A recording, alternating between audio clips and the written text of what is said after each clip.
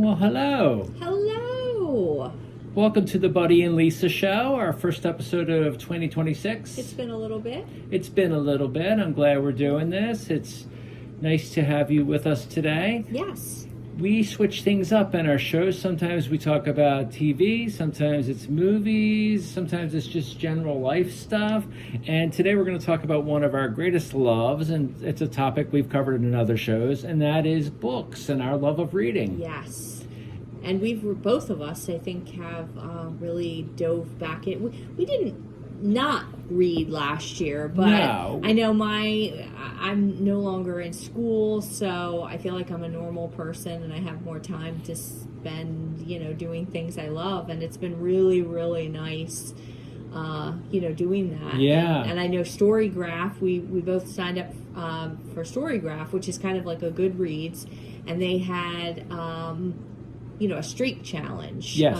And that really helped to get into a daily habit. It did. So I'm about to hit 50 days. I think you're like one day behind. I think today is day 49 of reading. And if you're not familiar with Storygraph, like Lisa said, it's similar to Goodreads. It's got some little differences. I love the fact that you can do, the one thing that's, I think, started us off, like you said, was a particular streak challenge that they had towards the end of 2025. Actually, it was the first month of January. Oh, okay, that's what it was. Yes, that's right. To read every single day in January. Yeah, that's right. And that was great because we both did that. Mm-hmm. And, well, obviously, because we just said, well, you don't know, obviously, because you don't know when we're actually recording this. We're recording this on Valentine's Day, February 14th. Mm-hmm. And like Lisa said, she's at 50 days. I'm at 49 days. And it's great because if you're an avid reader or you want to read more than you are, it's kind of a fun thing to do.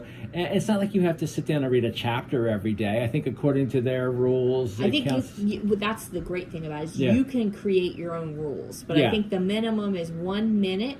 Right. Or 1 page, or 1%, something like that. Yeah. So you're showing progress. Yeah, exactly. And it's been a lot of fun. And we also, in the past, have done things like the annual Goodreads reading challenge, where you set a goal for how many books you want to read in a year. And I think we've done that most years that we've been together. Yeah. Which is now 12 years. Yes. Coming up on our 12th anniversary this year. That's a long time. I was going to say yikes. It's Valentine's Day.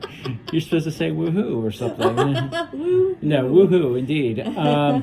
But like you said, last year we didn't read as much as maybe we have in previous years. I think my goal for the year, I changed it. I think initially it had been like 24. Well, I always change mine. Yeah. Like, I change it up or down. I start off with a loose goal, and I've always had this, rule that on the years that reading has been slim because life, has gotten in the way or whatever, illnesses, whatever, and I haven't read as much, I'm never going to make myself feel bad about not reaching a reading goal. So I always amend it to make sure that I'm winning, because I feel like there's enough things in life that tell us we're failing. Yes, so exactly. Oh my God, reading challenges are not going to do that for me. I'm never going to fail a reading challenge. I'm just going to change it. And I'm going to take note of it. I think that's brilliant, because there have been years where I know I felt bad for not having achieved it.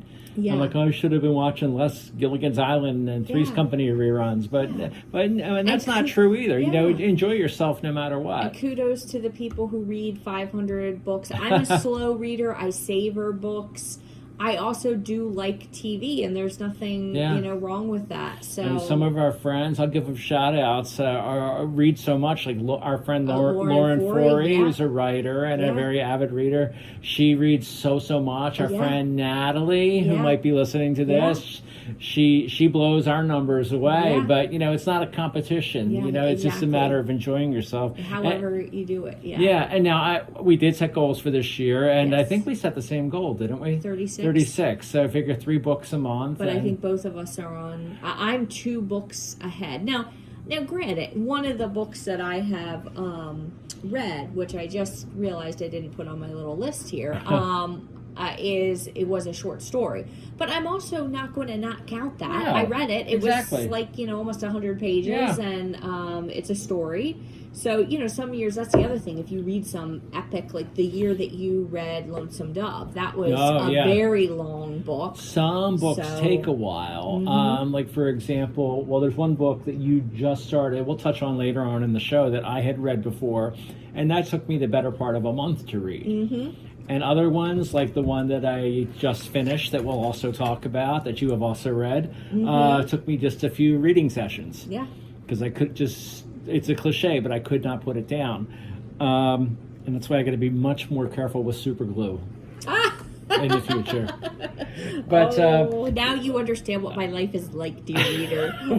Which is wonderful. Why she didn't gear towards woohoo when I said that we'd been married for 12 years.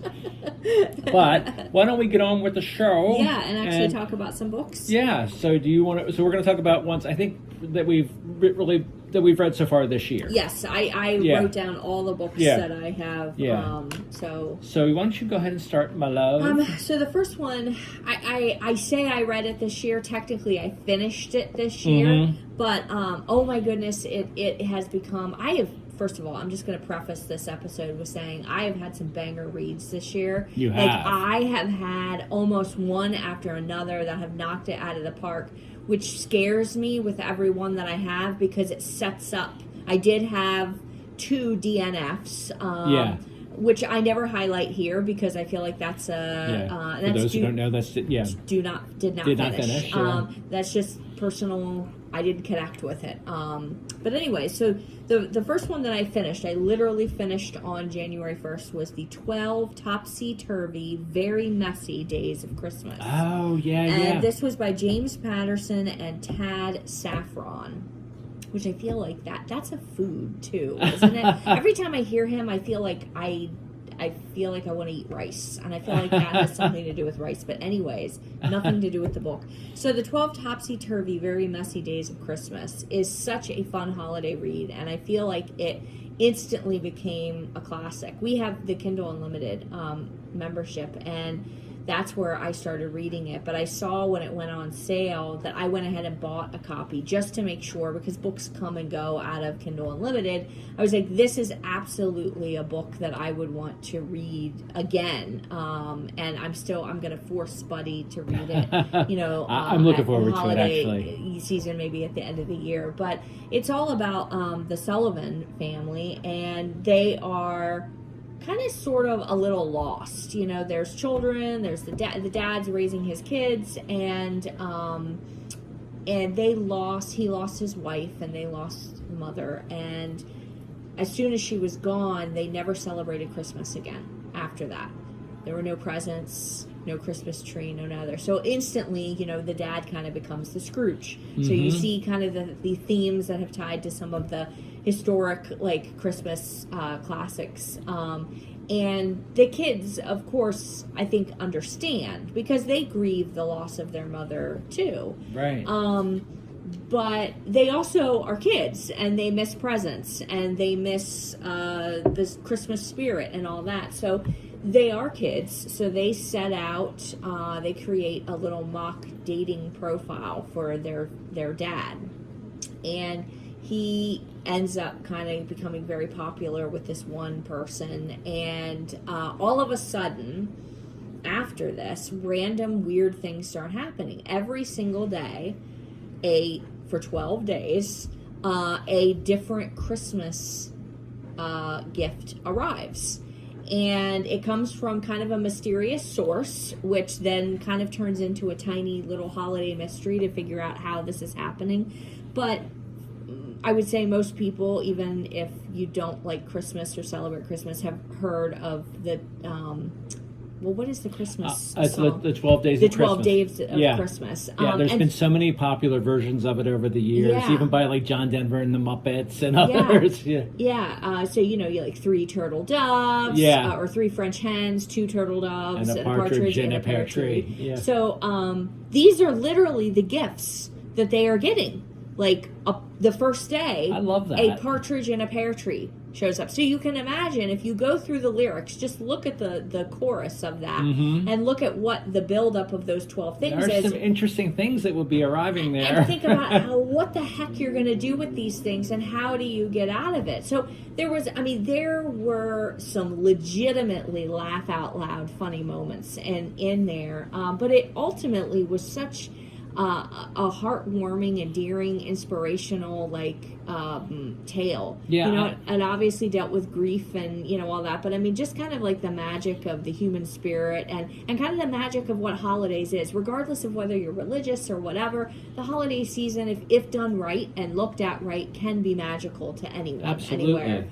And one of the things that is nice about us both being book lovers is we'll very often read sitting next to each other Yes. on our couch in the living room, and we each love seeing the other's reactions as they're reading books. And I really enjoyed, seeing you experience this book, because there were times you were just laughing out loud. Oh, and I cried. Yeah, I was going at to the say, end. and then I could tell it was very touching. It was so touching. I didn't cry sad tears; they were happy tears, and also maybe a little bit of I've cried. I don't know. I'm a weeper now, and this is all this guy's It's all my fault, apparently. But also I think when you love a book and you enjoy the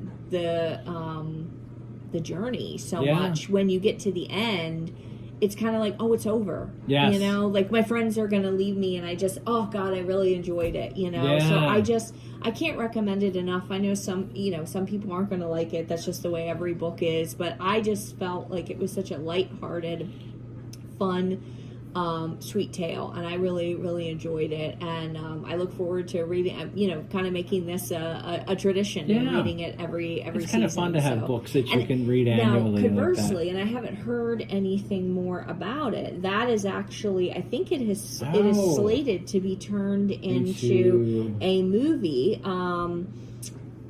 And that's right. I remember you telling me that. Everybody bears with me for just 1 second. Yes, Michael Sheen is due to play the father, which my God, just amazing. He's fantastic. He when you start reading it, you're instantly. I knew this actually before I started reading the book, and I was like, oh my God. I mean, I just pictured him as the dad in it the whole time, and I'm not going to say who Eva Longoria plays, because that would be kind of a spoiler in it, but for the character that she ends up playing and the trajectory and journey of that character, she is the perfect person to play that. So I really do hope this is not one of those things that doesn't come out. As far as I know, I think it's going to be a Christmas story for 2026. So I'm hoping that happens. They're both very talented. That'll be really great. Loved Michael Sheen in that short-lived TV series Prodigal Son. Is that what it was called? Yes. Yeah. And then he was in Good Omens with Good David Omens. Tennant. Yeah, that was fantastic. So anyways, that was my first book. Well, Hit it knocked out of the park. It was literally, I finished it just on January 1. So that's great. Now, my first book, I had, like you, I had started it in December, but I finished it January 8th, and it's by a friend of ours named Robert Chazz Chute. Oh, yes. And I think I might have mentioned this in our previous talk about Vengeance books. Is Hers, yes. I think I was reading it at the time. Yes. It's Vengeance is Hers, and I love in the description, the first line of his description for this, it, in bold print, it says, "This is not a guide for aspiring vigilantes, but it might inspire you." So, it's really a good story. I haven't read a lot by Robert. I've read probably more of his nonfiction than his fiction. He had written some books years ago for writers. And I'd read a couple of his novels, but this is the first book of his I'd read in a while. This came out last summer. It's just a very, very good story. Actually, I'm not going to go too much into it because it's a thriller. It's a psychological thriller. So that's the kind of thing you kind of can't talk about too much. Yeah. However, I'm going to point you towards my other podcast, the Pop and Prose Show, because Robert was a guest of mine on there last year, and we had talked in depth about it, inspirations that he had while, that inspired him to write it, and just some of his writing journey with it. And it's really a great tale of... a character that started out with the lead character Molly as a teenager, but it actually goes into like over a dozen years later, which is closer to 30. So the first half or so of the book is a really, really interesting situation that she ends up in this small town in Maine, where bad things happen, and some serious vengeance happens. Wow. But then it picks up, like I said, years later, and some other bad things happen, and some vengeance happens, Wow. and it's really good. I had a great time reading it. Well, that's awesome. Yeah, like I said, I don't want to go too much into the detail, but check that one out. Vengeance is Hers by Robert Chazz Chute. Now, correct me if I'm wrong, but we are writer friends with a lot of people, and you are a character. I am a character in this. Yes. Yeah. Yeah, it was a really nice gift that Robert gave me. I don't want to say too much about the character. Yes. It's a minor character who is actually talked about because he is involved in one way or another in Molly's life, and references are made, I think, over 2-3 pages, something like that, about Buddy Gott, who it's kind of neat. Yeah, you get to find out. Yeah, like I said, it's a small part of the book. I'm certainly not a main character, but oh my God, what an honor! Yeah, I'm in a book, Lisa. Yeah, I'm a character in this book, and he actually put us both of us in one of his other books. Yes. So that's kind of neat. He does that with some of his friends, and it's that's neat awesome. when you see that. I want to do the same kind of thing. Yeah. And so stay on our good sides, folks. Yeah. So that was my first book read of the year. And what's your next one? So my next one it's titled Unnatural Selection by Coco Cooper.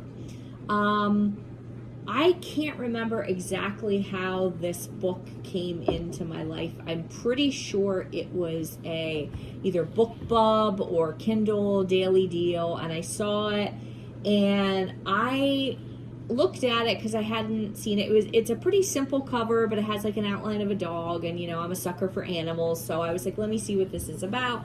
And I was instantly reeled in when I realized that the protagonist is Teddy, and Teddy is a golden doodle, and he's a dog. So the story is told from the very unreliable point of view of a dog. I love that. It's a self-published book, and I don't read enough of them, so I was just so tickled to find someone that I didn't know and to do it. But it was such a fun book because poor Teddy, Teddy, we would call it his owner, Maggie. He calls it his soulmate, and also like his girlfriend. He doesn't use the right terminology. Like it's terminology that other people would be like, wow, that's kind of creepy, like why are you calling your owner that word. But Maggie had been working remotely, so think about the pandemic and everybody hunkering in and being at home, and so he was used his whole entire life. Maggie was at home with him. Well, then some things happen, and she has to take a job at an actual, place.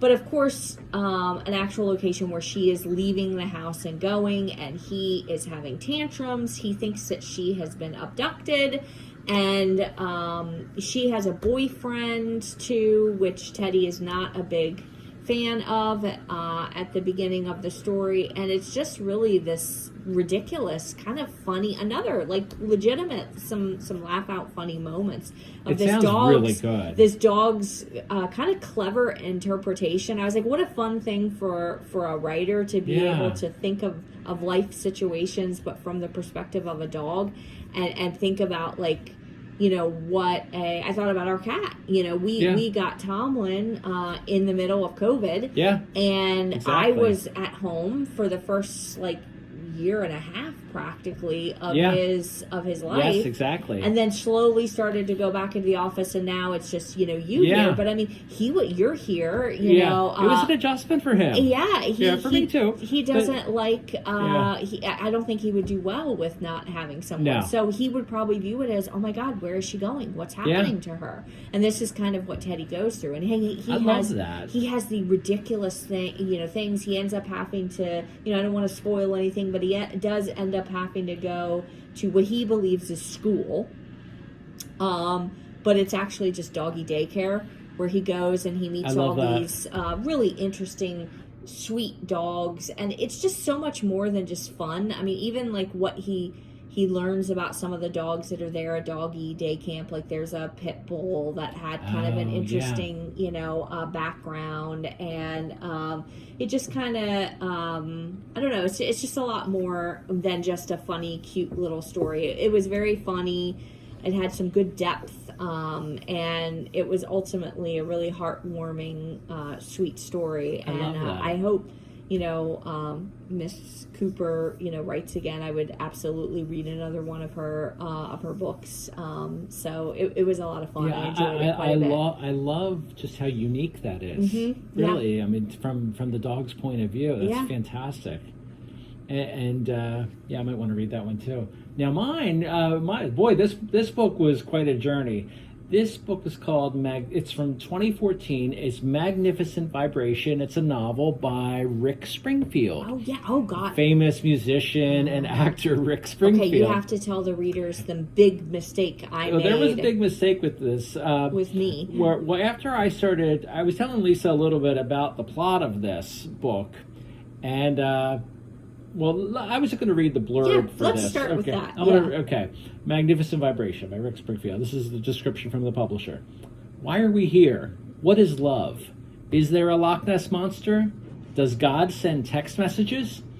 These are the kinds of questions that Horatio Cotton, a.k.a. Bobby, asks in this debut novel by Rick Springfield, Magnificent Vibration.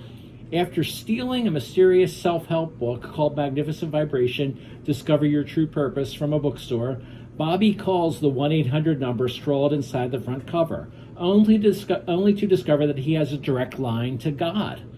This launches Bobby on an unlikely quest, serendipitously. Yeah, she helps me with the big words. Serendipitously accompanied by a breathtakingly sexy and exceedingly sharp travel companion named Alice. Together, the pair sets out to find some combination of spiritual and carnal salvation and possibly save the planet. It's funny. It's quirky. Okay, but we have to let's go back for a second. Okay, now, go ahead. When Buddy told me he was reading this, he didn't read me the blurb, okay? So you all got the advantage of having Horatio. The name Horatio picks up this and does this. So he has long talked about Rick Springfield. Yeah, I've been a fan forever of his music. So he reads nonfiction stories all the time. So I thought he was reading a nonfiction book about Rick Springfield. Like his autobiography or something like that. Or some, I don't know, life-affirming, inspirational tale of something that happened in his life. And so he's telling me, that he gets text messages from God, and I was like, oh, this is kind of sad. Like, is he okay? The reaction was great. I was like, is he okay? Like, because, that's probably not happening. And then he's like, well, this is fiction. And I'm like, oh, well, that makes so much more sense. I know. It was funny because there have been times when we're in the car and we'll listen to, he has a show on Sirius XM, and he gets a little silly on there. He's kind of wacky at times. Isn't he the one with the birds? He's got birds and stuff in the background. Yeah. So you thought, okay, is he just really that bizarre for real that he's got these interactions with God? I was like, this is really negligent on the part of the publisher. They should probably help him get help. But so that was great. But it's really, I'll tell you, this book's not for everybody. Mm-hmm. You don't have to be a fan of Rick Springfield either way.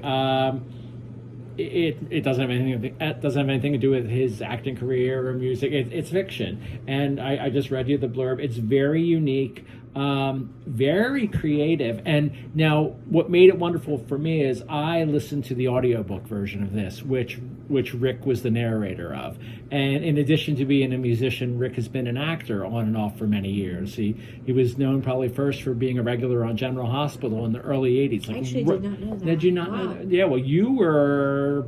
In a crib? In a crib, yes. Yes. Because I want to say it was around 81, 82. Yeah, when he... I might have still been in the womb, depending on 81 when your mom might have been watching the show. Yeah. He was Dr. Noah Drake. He was involved with Nurse Bobby Spencer, on General Hospital. And then right after that, he had recorded albums earlier in his career with limited success. Okay.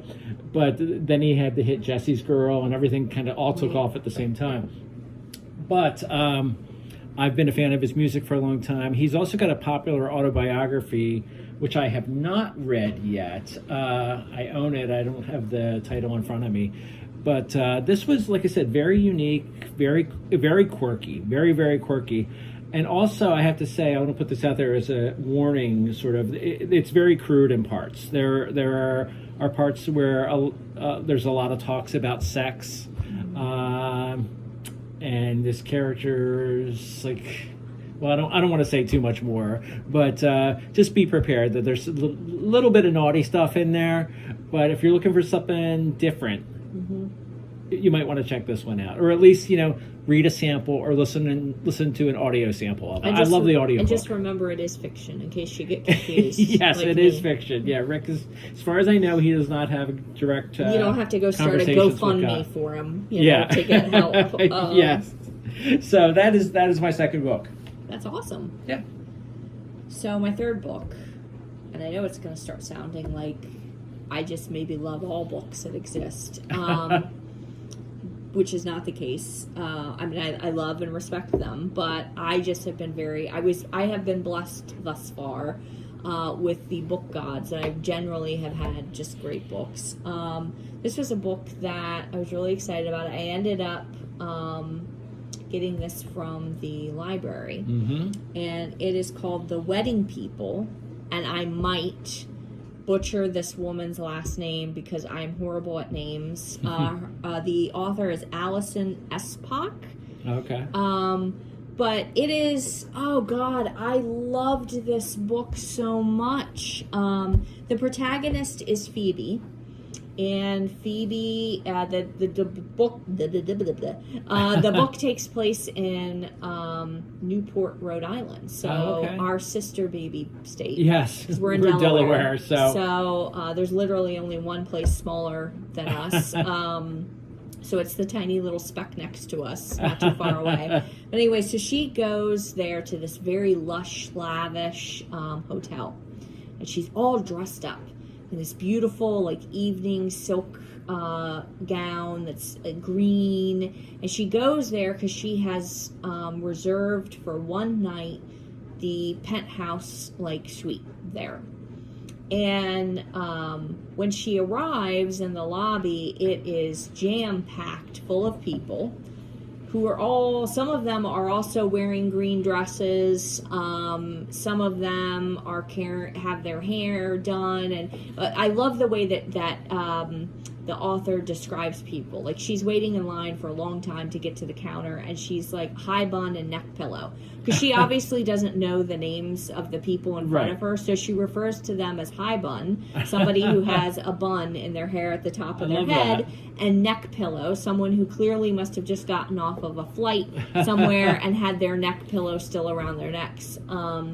She very quickly realizes that literally every single body else in this hotel is there for Lila's wedding.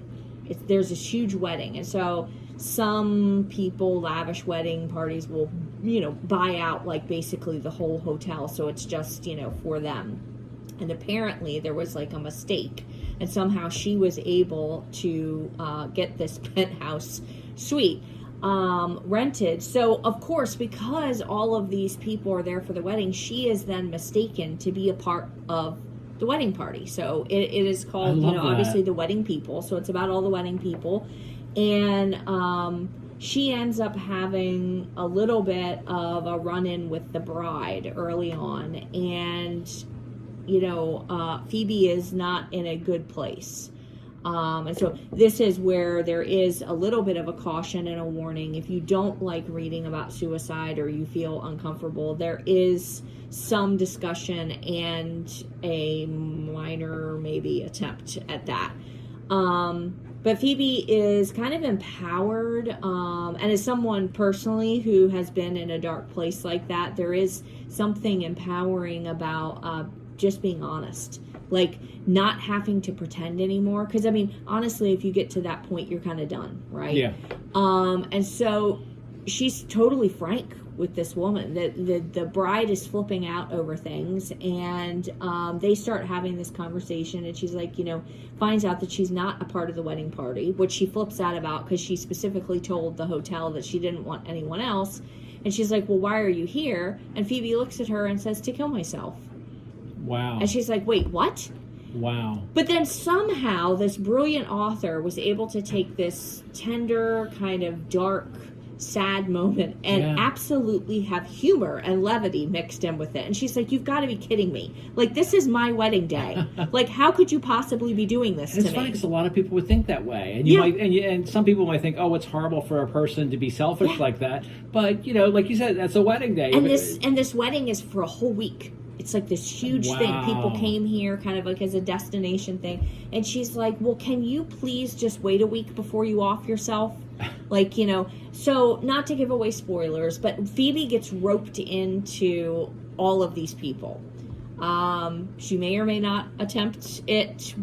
I'm going to let you, all I say is that if that makes you feel uncomfortable, then you probably want to shy away from it. But it's not a dark book. I mean, it has dark moments, but it was another one. I was literally laughing out loud, and I'm like, oh my God, like, when you're healed properly enough, you can make humor out of dark situations. I certainly absolutely do. I tell people I'm not very good at tying knots. It's not a great thing to say on just, but when you heal and you get to a better place. So I think there was something, I don't know, I thought she did a really nice job, but it wasn't flippant. She wasn't being flippant and making fun of suicide in any way, but she was showing kind of the absurdness that can happen even to the person who's going through that at the time. It's such a heartwarming tale. So many good scenes, so many funny people, chock full of great characters. Such a great character development between Phoebe and Lila, who are just absolutely couldn't possibly be on the opposite spectrums of things. They help each other, they grow from each other, and ultimately their lives are forever changed because of each other. And I just was kind of in awe of this book. It was a very, very buzzy book, and I was super excited about it, but cautiously optimistic it would be a good one. And I hate to say it, but it's another one that just kind of knocked it out of the park for me. She has another book, Alison Espach has another book out that I'm super excited about called Notes on Your Sudden Disappearance. Oh, yes, that's right. So that is definitely going to be coming up on my reading list pretty soon. But I can't recommend the book enough. It was a lot of fun, very entertaining. And boy, you talk about a unique premise there with this woman who is so despondent and wants to, And she's very flippant about why she's there with other people in also equally ridiculous situations. And in each one of those situations, it tugs at your heart, but then also gives you a tiny glimmer of hope and the humor and all that. I thought she did just a really spectacular job of balancing all of that. Because dealing with, I know for me, I sometimes have tended to write short stories and poetry that deals on the more darker sides of things. And you have to be careful not to drag people through the trenches. And I somehow think that she's done this beautiful way of not doing that with readers. And it's just fantastic. She's a wonderful writer, and I just can't recommend the book enough. It sounds wonderful. It sounds wonderful. I'm so glad you enjoyed it. It was fun. That was another one. It was fun sitting next to you as you were reading it. And I also, cried my eyes out, on, apparently, like, if we ever become ridiculously popular and you want to send me gifts, like, we'll have to get a P.O. box for people to send me tissues. Or maybe handkerchiefs. There you go, handkerchiefs. Well, my next book is much different than what you just described. It's a thriller that is from an author we have both read before. And actually, I am a member of NetGalley, which, if you're not familiar with that and you're an avid reader, I suggest you check it out. It's a way you can get advanced reading copies of books for free. Where you on the there's not a condition, but basically you get these things where you are supposed to review the book. You're supposed to review the book. Yes. Yeah. Otherwise, it's going to hurt you because they have percentages. Exactly. And stuff like and you can review it however you like. They would look for honest reviews. But anyway, I got a copy of this book, which actually comes out tomorrow, February 17th, and it Taylor is Adams. Taylor Adams, Her Last Breath. We've both read Taylor. Go ahead. That was Lisa's last breath. Oh, so God, I hope I'll be not. doing the show solo from now on. Welcome to the Buddy Show. Tomlin, we don't have to share the bed with her anymore. God, I would hate that. Anyway, we've both read Taylor Adams before. Taylor Adams writes some really good thrillers. Famously known for No Exit. No Exit was the first. Which this tiny little segue reminds me that they made a movie out They of did. that. I think it was a made-for-TV or made-for-cable movie. We didn't see it, but we should watch that sometime. I can't remember when that one came out. At least maybe 3-4 years, The book if not was more. so good. Oh, it was so good. It was one that, I don't care about using cliches. It was a thriller that at the end of every chapter you were like, what the hell is going on? I remember, I'm pretty sure, I know at least me, and I think maybe a similar thing happened to you, but maybe not as late, but that was a book that I'm pretty sure I stayed up until 3 a.m. in the morning finishing I did the same it thing. because thankfully it was a weekend or I was off or something, and I was like, I have to just keep going because I can't stop because I have no idea what's happening. I mean, my heart was really thumping. I mean, there's a lot of really good pacey books like that, but that book was really and disturbing and creepy and and it's such a good writer. And we also had read The Last Word, which I think was about maybe last year or the year before.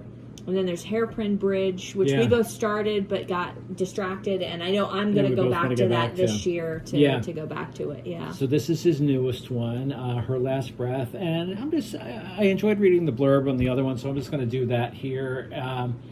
And here we go. After years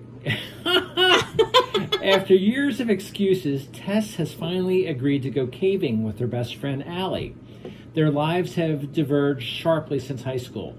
Allie is a self-made travel influencer, while Tess is a shy and claustrophobic legal assistant struggling to pay for law school. Maybe she's a little jealous of Allie's... Oh my goodness, maybe I shouldn't read these. Of Allie's globe-trotting life. I mean, who wouldn't be? As Tess and Allie descend into the depths, they realize that they are not alone in this cave. Ooh. A stranger who claims to be a fellow caver harasses them. Confident, take-no-shit Allie insults the guy, and he retaliates. Soon, Tess is trapped inside a narrow crawl space hundreds of feet underground, fighting to stay alive. 24 hours later, as a hospitalized Tess recounts her harrowing story of survival, the detective interviewing her shares new and shocking secrets about Allie's true past. Together, they begin to suspect the brutal attack wasn't so random after all. Who was Allie, really? Why did this man target them? And did Tess really leave the danger behind when she escaped the cave? Wow. It's really good. It's very, very good. And there are a lot of twists and turns in this one.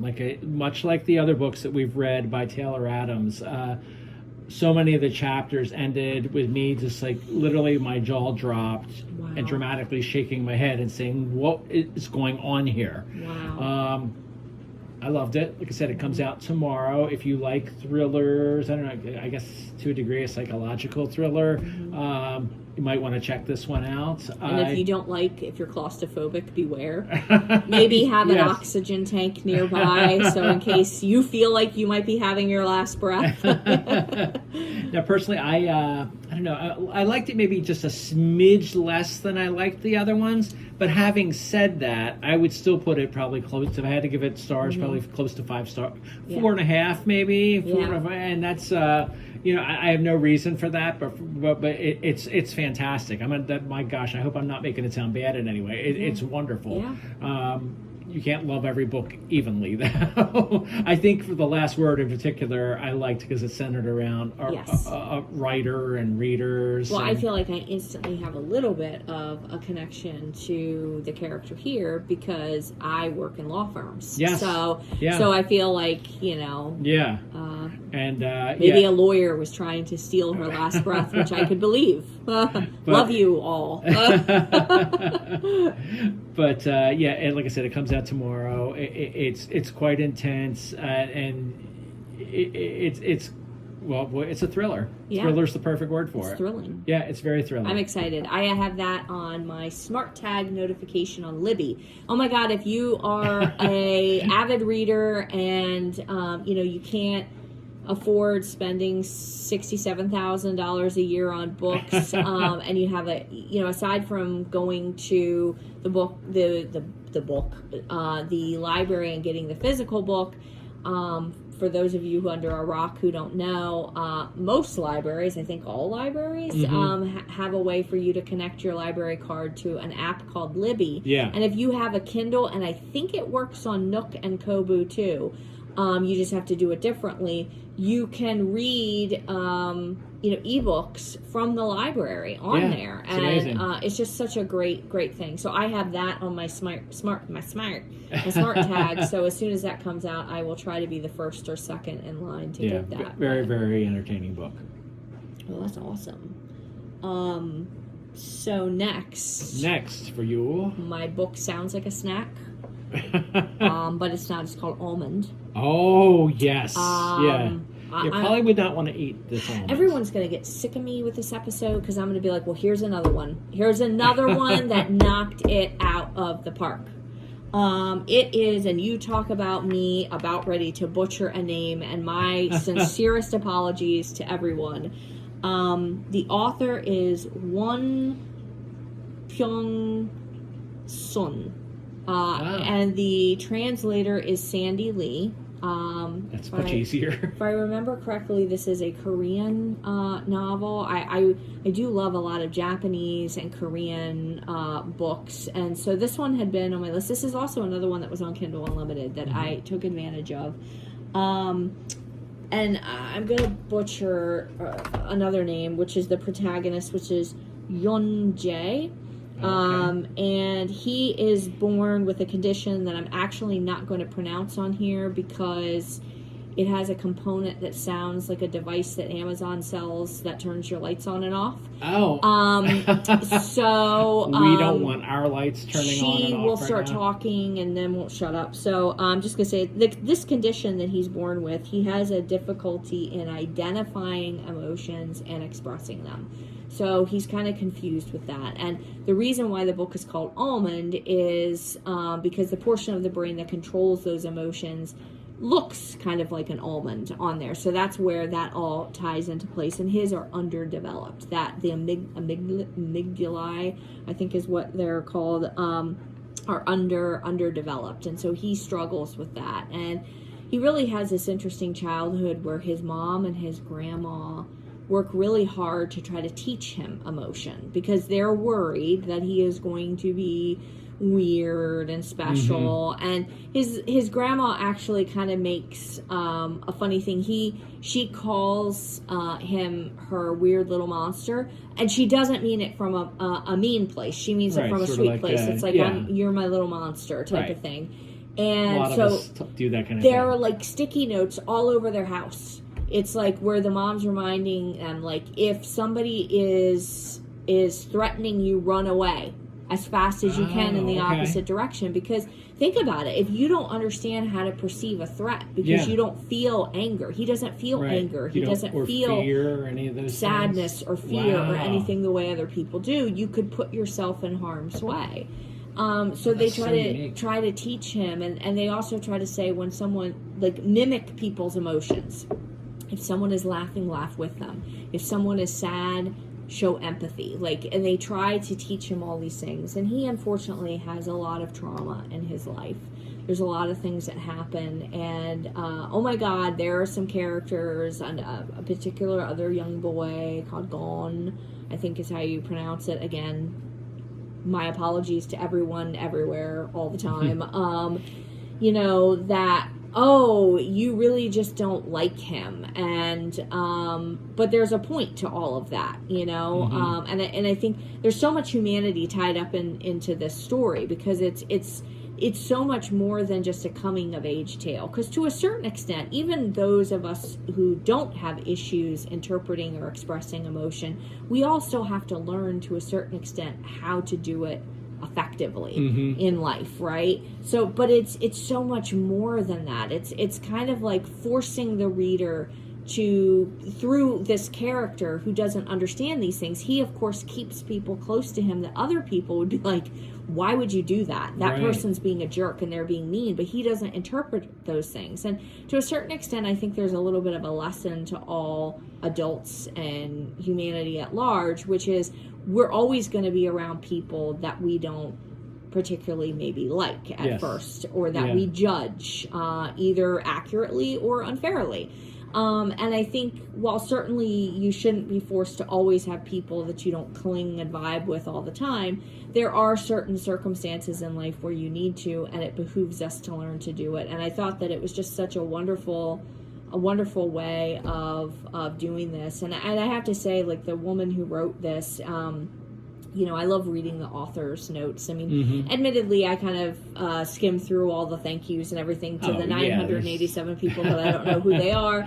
But it's really nice to hear, like, she is a mother herself, and she shares the inspiration behind the novel, which was being a mom and having this wailing baby. And it was just kind of like a intrusive kind of random question she asked herself of, like, would I be able to love this baby? Because she was she was so overwhelmed by her love as a mother for the child that it automatically made her question, would I love this, and will I continue to love this baby if this baby is like this, or if this baby is that? And that is that question that kind of she kind of envisioned these two fake babies, and that's how she kind of came up with this story. I love that. And I just thought it was really great. And it's tough. I'm not going to say that there aren't moments that there's definitely a little bit of violence. There's some trauma. But overall, I think it's a very hopeful, inspiring novel. And I can just see, I think the translator, I don't speak Korean. I saw some people saying that wanted to brush up on it to read it in its native tongue, because from what they were reading of the translation, they thought it was like one of the best translated things. So I think the translator did an amazing job of trying to stay true to its cultural authenticity, but also making it a little bit more approachable for English readers. And obviously there's some things with, like, food that I might not understand what exactly that is, but hey, that's an opportunity to Google something and be like, oh, that looks good. But anyways, it was just a really fantastic book. I love the books you've mentioned so far. I mean, they're also very different from each other. That's one of the beautiful things about reading, and not limiting yourself to one genre. And just in case you wondered, I did cry at the end of this one too, because I just thought it was it was so sweet. I mean, I don't want to say it was so sweet, but the ending was really, there was so much growth that happened in it. I felt like even as an adult, I grew a little bit from doing that. So that's great. And now my next, I'm going to do little shorter ones for the next couple books, but this one is a really old book. It's actually was first released in 1915. Oh, wow. And it's The Metamorphosis by Skippy Kafka. Skippy. Franz Kafka. I heard a rumor that he was called Skippy. Oh my God, do I remember Gregor? Gregor. Yeah, Gregor. Yes. That is correct. Quite a book. I mean, I'm not going to read you the whole description, but basically one morning Gregor Samsa wakes up from unsettling dreams, and he found himself changed in bed into a monstrous vermin. And he's a cockroach. Yeah, cockroach. They don't. Yeah, exactly. So that's how it starts, right at the beginning. I mean, that's in the first sentence. It tells you that I just pretty much read you the first sentence. It's considered by many to be a masterpiece. It's you want to talk about quirky, very quirky. I guess the word bizarre might actually apply. It's definitely a good discussion book. It's a very, very good discussion book. It says in here, as I guess some famous writer had said about this book, that Kafka is important to us because his predicament is the predicament of modern man. Yes. Where I guess, your life can be turned over so quickly, you can kind of, and maybe become obsessed and identify with something, like it was so interesting because he seemed to have of course he had an identity crisis because he was a bug, right? Yeah. But, he also had an identity crisis because he was a worker. And this kind of transformed his ability to provide for his family and all of that other stuff. And, of course, then the way that his family reacts to his current and enduring situation also then forces him to have an identity crisis and also be that room that he's in ends up becoming kind of like a cell. It's like a man who's locked inside of a literal cell, kind of a locked room of isolation, but then even from an identity standpoint. Yes, and also you look at the identity standpoints of his family members as well, because much like in real life, families go through changes with their various family members who might be going through extreme situations, and that changes you, sometimes for good, sometimes maybe not so good, dealing with those struggles. And if there's any part of you that might be thinking that this is comical in any way because, man turning into a cockroach, it's not. Like, just looking at the categorizations for this, I mean, it falls under, it's a classic literary magic realism, but it's also dark, reflective, sad. It's short. According to this description, it says it's only 63 pages. I read a digital version of it. It was a fairly short read. Lisa, you read it just about a year or so ago, I think, maybe right? about 2 years ago. So I'd been thinking about it for a while because of your reaction to it. I absolutely loved it. And in fact, after that, one of the ones, I also bought The Trial by Kafka, another novel of his, which I haven't read yet, which I want to read this year. But I might actually reread Metamorphosis. I'm kind of a little bit of a nerd with that. I don't think you can take like 8 years of school studying literature and the written word and not come away with something. But I mean, there's a lot of classics that I've read that unfortunately were, Hemingway, were somewhat painful for me to kind of get through, just because they just didn't speak to me. But he did. I mean, he really, that book was up my alley. And maybe it was a little bit of the darkness and quirkiness, but there were so many, brilliant, metaphors in how he presented the story, even in the fact that the roach itself, there's just so many things that you could nitpick every single thing that's on a page and kind of do a deep dive. So, oh my God, if you're in a book club and you want to read a classic, this is a fantastic book club absolutely. book. Like I said, it's short. But it gives you a lot to think about. Like it says, from the description further, it says a harrowing, though absurdly comic meditation on human feelings of inadequacy, guilt, and isolation. The Metamorphosis has taken its place as one of the most widely read and influential works of 20th century fiction. And you look at the reviews for this, and oh boy, the star ratings are all over the place. Because I think that's the case with a lot of literary books and classics, where you're either going to there's probably not a lot of middle ground. No, you're either going to connect with it or you're not. So I'm glad I read it. I remember him saying to me, I don't think I would have read this on my own. But, having said that, I'm thoroughly glad I read it.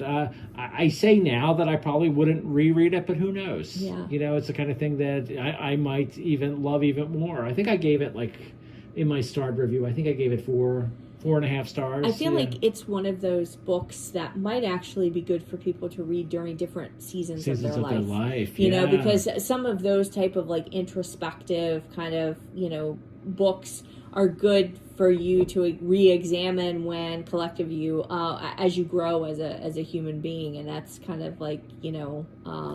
exactly. So you have a couple more, don't you? I do. Yeah, I have one more before we go into the other one. Oh, okay. So this actually was a short story by one of my favorite authors, Fredrik Backman. Oh, yes. And it is called The Answer Is No. Quick little segue with that. He writes fantastic short fiction. I'm a junkie for short fiction because I love writing short fiction. And one of my favorite holiday classics of his is A Deal of a Lifetime. Oh, yes. Which is really a great, like, if you want to know how to do short fiction right, read his stuff. And I mean, Backman just does humans well. He writes, we're all humans, all writers are human, but some writers just really, I think, I'm pretty sure Backman has dealt with some things in life, and I feel like everybody does, but I mean, I feel like those of us who get hit by certain elements of it a little bit more have an innate ability to maybe represent it in a even deeper way. But he always has a little bit of humor in there too, and this one is kind of an absurd premise. It's again, the answer is no, and the protagonist is Lucas, and instantly I love Lucas. I mean, the first chapter almost reminded me, not almost, it reminded me of one of my favorite chapters of Faulkner, which was literally like 5 words, long. Oh, yeah. But the opening chapter to this book is like, a frying pan, ruined his life. We'll get to that. And so, Lucas is obviously an introvert. He likes to game. He likes to be inside. He likes to work from home.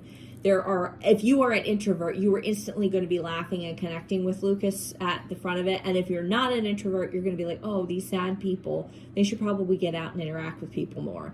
And it's just crazy because he lives in like a condo type of building, and there's obviously a homeowners association. Anyone who has ever lived anywhere with a homeowners association, I probably don't need to say much more, that it gets kind of interesting. And this all stems from a frying pan that someone just put out on the curb. Just wow. The audacity of them to just put this frying pan out. And they want to launch into like an investigation of this frying pan. And Lucas is like, why are you bothering me about this? Somehow poor Lucas, that doesn't want to have anything to do with these people, becomes the president of like the committee trying to find out who put the frying pan there. Meanwhile, people start adding even more stuff to this pile, and it starts towering up past his balcony on the upper floors of it. It is just such a ridiculous book. But it's also so human in like the most beautiful way. It's one of those books that even as an introvert, you kind of walk away from it going, yeah, people are kind of annoying a lot of the times, but they also can be pretty cool sometimes. And I just thought it was a really fun read.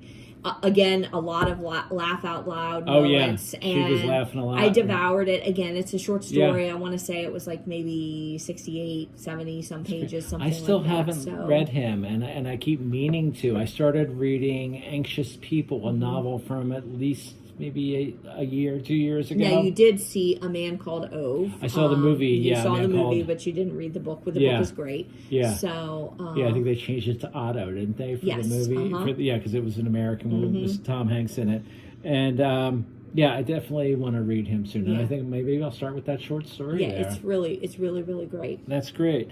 Now our last book, or do you have another one? I do have another one. Oh, okay. Actually, I want to mention real quick. I'm not going to go great into depth of it. Well, thank you. It's an audio book by a legendary entertainer, Dick Van Dyke.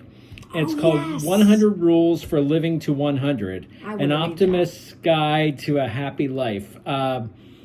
Came out, I want to say November, December. Dick Van Dyke just turned 100 years old in January. Amazing. Yeah, amazing. He is probably, there's no probably about it. He's one of the most loved entertainers alive right now. Yeah. And he has been for many decades.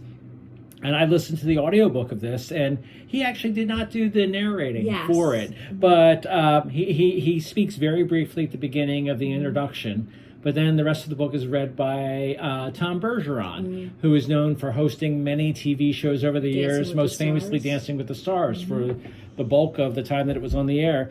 And not much to say about this. It's a very entertaining book.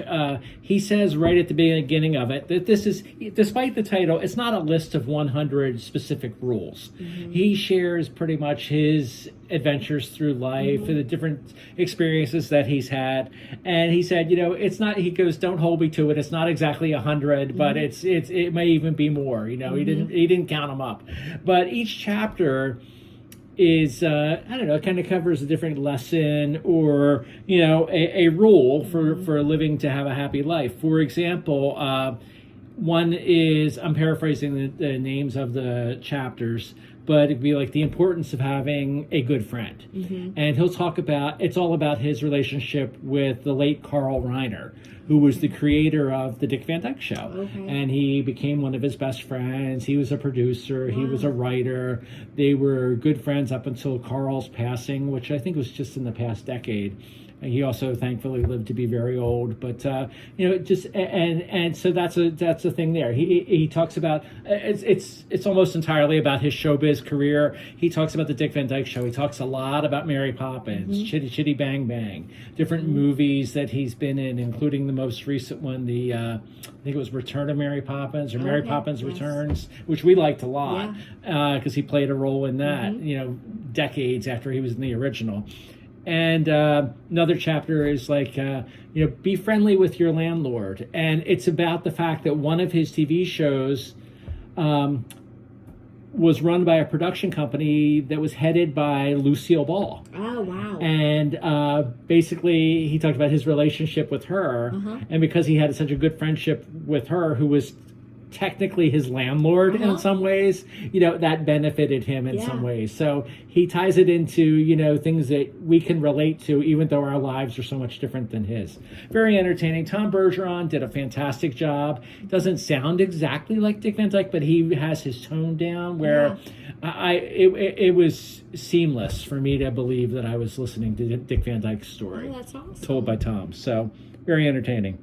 Oh, yeah. And I'll cover one more if you don't mind. Oh, yeah, sure. And that is a book that I have owned for probably 2 or 3 years, but just now finally read it. It's a mystery by Stephen Spotswood called Fortune Favors the Dead. It's the first in a mystery series called, it's the Pentecost and Parker mystery series. And it takes place, it's 1942 when the story begins, and boy, I'm not going to read you the whole description because it's pretty lengthy, but just from the description it says, Fortune Favors the Dead has razor-sharp style, tons of flair, a snappy sense of humor, and all the most satisfying elements of a really good noir novel, plus plenty of original twists of its own. Someone else says, a wildly charming and fast-paced mystery written with all the panache, is that how you say that word? Of the hard-boiled classics, sort of like the Maltese Falcon and things from that era. Fortune Favors the Dead introduces Pentecost and Parker, an audacious new detective duo for the ages. And it's very entertaining. There are moments, there's some humor in there. It's for the most part, that's not on every page, but a really good mystery, very, very good characters. What I like about it is it centers around these two characters. A young lady named Willow Jean Will Parker, who was actually she was a runaway as a child, and she joined up with the circus and had multiple jobs with the circus for years, and then circumstances happened that bring her into the life of this unorthodox private investigator named Lillian Pentecost.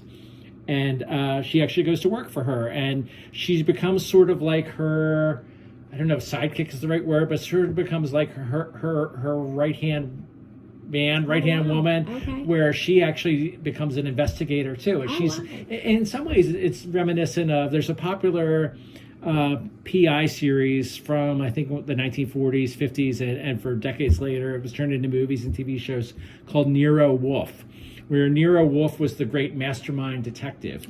But his leg man, I think that's the phrase you use, was this guy named Archie. He'd be the one that goes out doing a lot of the legwork. Well, doing like some of the hard stuff where he's getting punches thrown at him, he's getting guns pulled at him. And a lot of this falls on Willow Jean. And because actually, without going too much into details here, Miss Pentecost, Lillian Pentecost, she's got some sort of problems that limit her to go out in the field to do investigations. And the relationship between them is very interesting, the way you see that grow. Very entertaining mystery where I was kind of thrown by how it all wrapped up, but thrown in a really good way where I instantly wanted to read the second book. There's currently 5 books in this series, and just yesterday, Lisa was very nice and gave me a belated birthday present where she bought me books 2 through 5. Yes. So I'm excited about that. But Fortune Favors the Dead. I highly recommend that one. Yeah, I'm excited to read that one as well. Well, I really think you'd like it. Yeah. Now, this next book So, Well, you read this one first. I read it first. Yeah. And I know what I'm about to say. Everyone is going to think I'm full of, if they have a dog, what their dog leaves out in the backyard. Or they pick up in it. Because I'm going to say what I said about many of the books I've talked about today, which is this one just blew it out of the park. Instantly became a favorite of mine. It is by another author that I really like, Alice Feeney. And this is her latest novel, My Husband's Wife. It's Fantastic a brand new release. title. It just came out at the end of January. My first introduction to Alice Feeney was Daisy Darker. I absolutely loved that book. Oh, I know you did.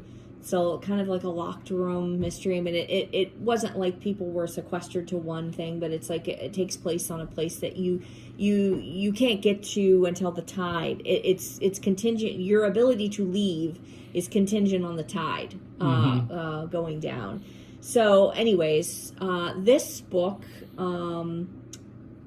just kind of blew me away. I devoured it. I got it from the library on Libby, and every single flipping chapter basically left me dangling over a new cliff that I didn't realize I could dangle even further from without falling yet.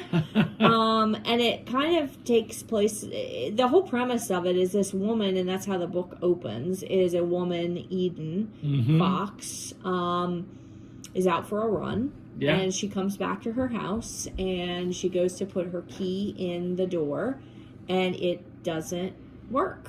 Yes. And her husband is acting like he doesn't know who she is. There is another woman that is supposedly his wife. Yeah. Inside of there, she starts to kind of lose her mind, go to the police. Well, the other woman says, I'm Eden Fox. Yeah, I'm Eden Fox. Yeah. And so that is kind of the opening. This is a book that is very, by the way, difficult to talk about at any great length, because any tiny little misstep of saying just something that seems insignificant could ruin a twist that she has in there. And when I say twist, I mean you are going to be like a cord that you just put under your table. 5 minutes later, it's going to be all wound up, and you're going to be like, what? How do I get this undone? So I devoured this book. Buddy had the pleasure, I'm going to put that in quotations, of sitting next to me going, what? What? It was a pleasure. Yeah, but that's no exaggeration. I mean, yes, you can be a little dramatic at times, but I could tell this book, you just, your mouth, your jaw dropped, and I was what is going on? And so because my default setting on the Libby library app is to take a book out for 3 weeks. So obviously it did not. I think I read it in like 4 sittings or something you read it like pretty that. Fast. So I said to Buddy, because he said, oh boy, I think I'm going to have to read this book pretty soon. And I said, well, because of the household sharing thing on the Kindles, he had access to the book on his Kindle as well. I said, well, I'll just not return it. You've got this so many days left. So it is rare that we buddy read. That's kind of a funny term. But he started reading it, and it was an absolute blast to watch him read it. So take it. I was doing the same thing that she was. It's really almost every chapter ending, and they're all relatively short chapters, I would say. Yeah. Each one ending with some sort of twist and shocks, where I was like, how is this happening? What just happened up until there? the last flippin'. Yeah. Past the last chapter. The epilogue, I don't know if it's necessarily called an epilogue, but it's kind of, you think the story is over with. Yeah, and you think you understand everything, and then she's like, ha-ha. You know, and I wish we could talk more about it. We debated whether or not to do a spoiler. Yeah. But this book's very new. It's only been out for a few weeks so far. And I'd rather, while I think those kind of episodes are neat, I sometimes have even more enjoyment out of saying something neat that might provoke somebody who isn't. I love Alice Feeney. I also read Beautiful Ugly, which there is kind of a funny Oh, yeah. connection to that title, it always feels wrong to me, because one of the books that I started to maybe write many moons ago was called Ugly Beautiful. Yeah. So that title seemed right to me. So then she had to come around and do Beautiful Ugly, and I was like, no, you got it backwards. And while I liked that book, that I'm not going to tell readers not to read that one. Yeah. I am going to say I probably didn't like that one. I think just the premise of it and the characters didn't speak to me personally. I think it was a fine enough novel. I will say she writes layered, complex kind of stories. So you want to make sure that you're either caffeinated or alert. This is not and I even warned Buddy with that. I said, you've got to make sure you're sharp when you read this, because she's, especially as you kind of chase that climax of the story down, she is literally, I think one of the reviews you read said, do we charge her for the whiplash that we get from it? Because that's what you feel like. Your head's going left, right, down, up, oh, what? It's like you're hyperventilating through the whole thing. I read the bulk of this over just the last few days. You read over half of it yesterday. I read over, yesterday I was at 50% when I started my reading session yesterday, and it took up most of my afternoon and into the evening, where we were starting to do other things. I was like, do you mind if I just take another half hour or so? Oh my God, and the pleasure was mine, because I got to sit and see. I was like, see, now you understand why I was, what?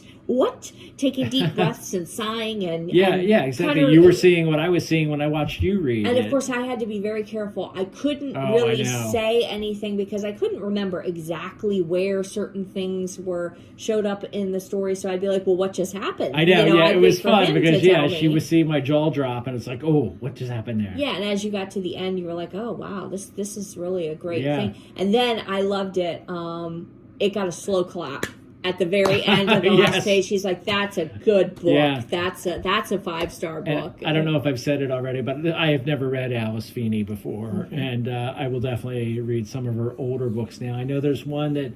His and Hers, which is also a Netflix movie or a limited series. Yeah, I'm not sure which of the two it is, but we got that on Kindle Unlimited. Actually, interestingly, if you have Kindle Unlimited, all of her, I'm pretty sure all of her books are on Kindle Unlimited, with the exception of the newest one, which I'm sure, which I guarantee you that one will eventually come on Kindle Unlimited, probably when she has a pre-order for her next book, which then I'll be like, oh Lord.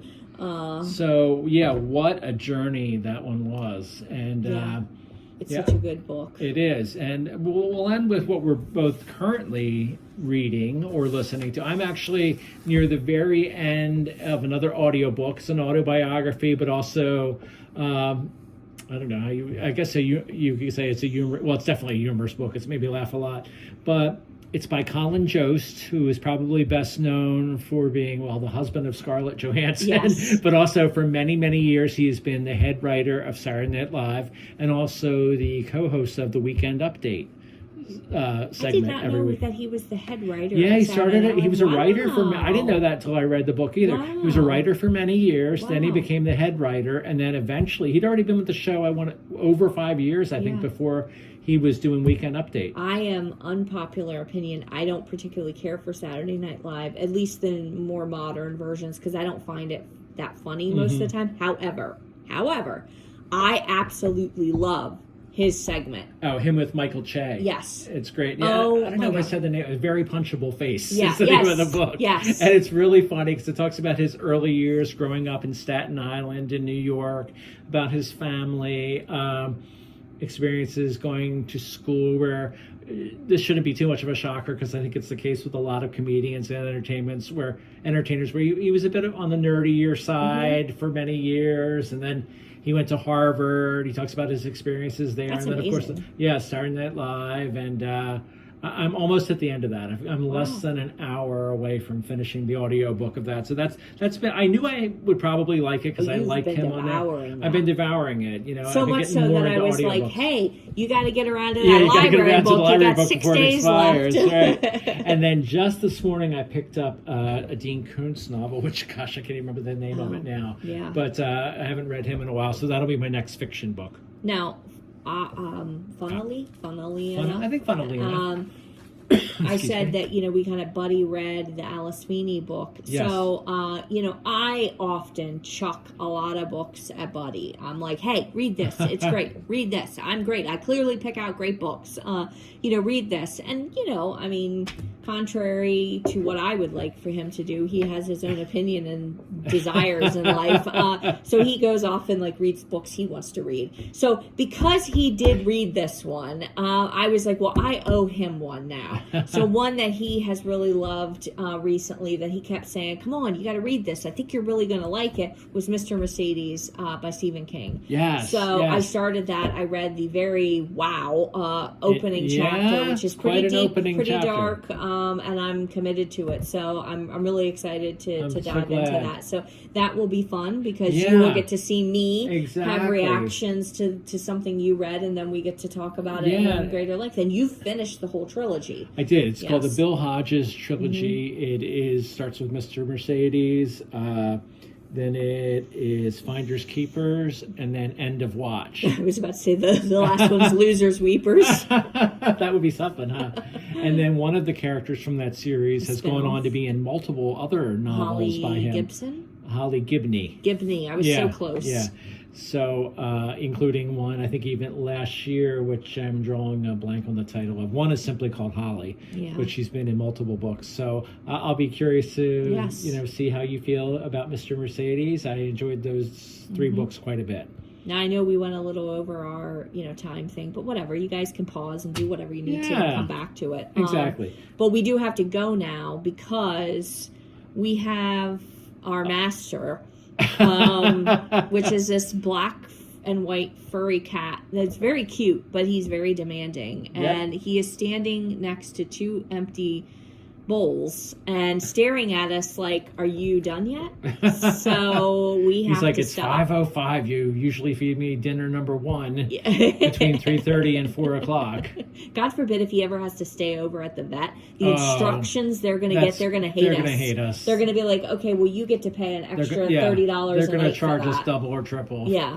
Which is why we just stay home or do day trips. Yes. And then he scowls at us because we were gone for a day. But this is obviously not a cat podcast, even though Tomlin would like it to be all about He would him, like that, so. Anyways, read books, be happy. Yeah, so we will, like this episode, I haven't titled it yet, but it's probably going to be, our favorite reads of 2026. I would say not even favorite, just our reads. Our reads of 2026. Part 1. This is part 1. Part 1. So follow along. Yeah, so every month or so we'll probably do another one of these where we cover the books we've been reading. Yeah, a lot of fun. Yeah, and if you are a reader, happy reading to you, and thanks for tuning into our show. Yay! Have a good one. Happy reading, happy living. Bye. Bye.